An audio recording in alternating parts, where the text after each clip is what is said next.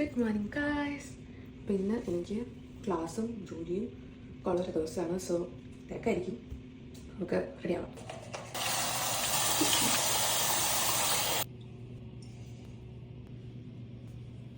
Black പാൻ്റാണ് നമ്മൾ ജോലിക്ക് ഇടേണ്ടത്.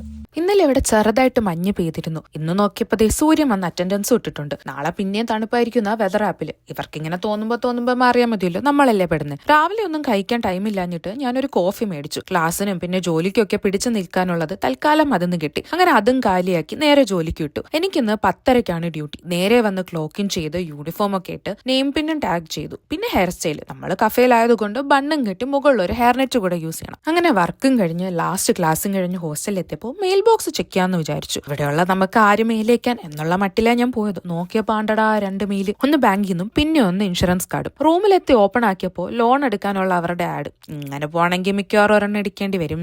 അങ്ങനെ ഒരു 10 മിനിറ്റ് റെസ്റ്റ് എടുത്ത് വേഷവിധാനങ്ങളൊക്കെ അഴിച്ചു വെച്ച് നേരെ ജിമ്മിലേക്ക്. ഇന്ന് ട്രൈസെപ്സും ചെസ്റ്റും ഷോൾഡേഴ്സും ഒക്കെയാണ് ചെയ്തത്. പിന്നെ തിരിച്ചു വന്ന് നല്ലൊരു കുളി പാസ്സാക്കി. പലപ്പോഴും കുളിച്ചു കഴിയുമ്പോൾ മാത്രം ഉണ്ടാവുന്ന ഒരു ഹാർട്ട് അറ്റാക്ക് ഉണ്ട് എനിക്ക്. കാരണം എന്താ, ഈ മുടി ഒഴിച്ചിൽ തന്നെ. ചാനോട് പറയുമ്പോൾ പുള്ളി പറയും, നീ വിഷമിക്കേണ്ട കുഞ്ഞെ, നീ മുട്ടച്ചായ വിഗ് മേടിച്ചരി നിന്റെ ചേട്ടൻ. പക്ഷെ പുള്ളി മറക്കുന്ന ഒരു കാര്യമുണ്ട്, ഞാൻ മുട്ടച്ചായ അന്ന് മുതൽ നീ മുട്ടയാടാ കുട്ട. നമ്മളൊരു ശരീരം ഒരു ആത്മാവും ഇല്ലേ. എല്ലാം കഴിഞ്ഞപ്പോ അടുത്ത ആള് ബഹളം വെക്കാൻ തുടങ്ങിയിട്ടുണ്ടായിരുന്നേ. വയറ് നല്ല വിശപ്പായിരുന്നു. അങ്ങനെ കഫേന്ന് എടുത്ത ബർഗറും ഫ്രൈസും ഒക്കെ ഒന്ന് പ്രീഹീറ്റ് ആക്കി. ഒട്ടും ഹെൽത്തി അല്ലാന്നറിയാം, പക്ഷെ ഇതേ ഉള്ളൂ. കുറച്ച് കഴിഞ്ഞപ്പോ ഫ്രണ്ട് കുറച്ച് മാർഷ്മെല്ലോസ് വന്നു. പിന്നെ അതൊക്കെ കഴിച്ച് അങ്ങനെ ഓട്ടപ്പാച്ചിലിന്റെ ഈ ദിനം ഇവിടെ അവസാനിച്ചു. അപ്പൊ ബൈ.